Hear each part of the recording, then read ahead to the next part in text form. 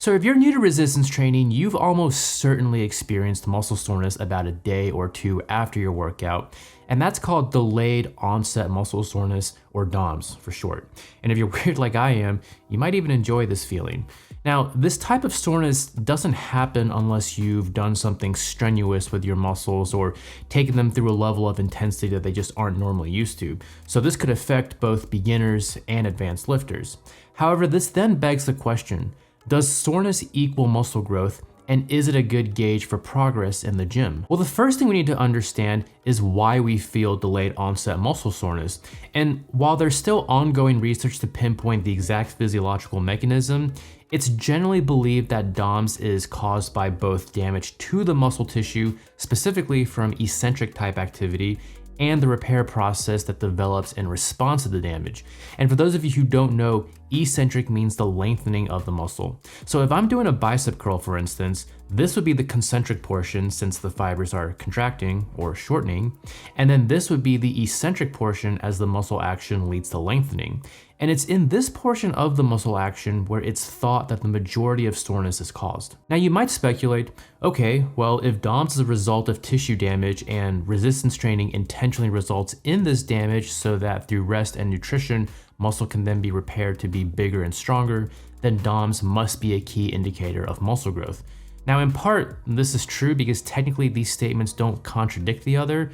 After all, they aren't mutually exclusive. However, that does not make soreness an indicator of muscle growth, since soreness is not a precursor for growth. Muscle does lead to hypertrophy, but hypertrophy can still be achieved without damage through mechanical tension and metabolic stress. Remember, the definition of DOMS is any type of activity that places unaccustomed loads on the muscle. Now, going by this definition, it would stand to reason that soreness would be the most common amongst beginners or for people who return to training after an extended period of time off. Your muscles and connective tissues will become progressively better at adapting to muscle-related damage from intense training. And honestly, that's a good thing because how are you going to work out effectively if you're sore all the time? So basically, while there may be a correlation between soreness and muscle growth, it isn't a causation. And what that means is that you shouldn't judge the quality of your workout based on the level of soreness. Instead, you should judge the quality of your workouts based on whether you can see that you are getting bigger or if you are getting stronger. You really need to apply the principle of progressive overload here rather than using soreness as a qualitative gauge. And let's be honest, if you're trying to gauge your progress in the gym, which would be better, your perception of soreness or being able to reliably track the improvements on your lifts based on the weights, sets, and the reps? I know when you first experience DOMS, it might be a rewarding feeling, maybe even something you feel like you have to chase, kind of like the pump. And when you invariably no longer experience it, you naturally feel as if you aren't working hard enough or that you aren't making any progress.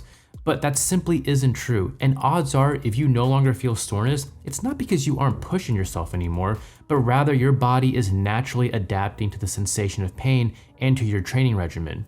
As long as you are getting stronger or you see yourself growing, then you are making progress in the gym and you shouldn't base your improvements just on soreness. And the only reason I feel like this is a topic worth talking about is because I hear so many people associate soreness as a measurement for muscle growth when it's not even a reliable measurement in the first place. Now, I do want to mention one more thing. If you are experiencing soreness, then I recommend that you give that specific muscle group a rest, but that you still remain active. Although different types of alleviation methods have been proposed, such as stretching, foam rolling, cold therapy, massages, what have you, there isn't really any conclusive evidence on their effectiveness.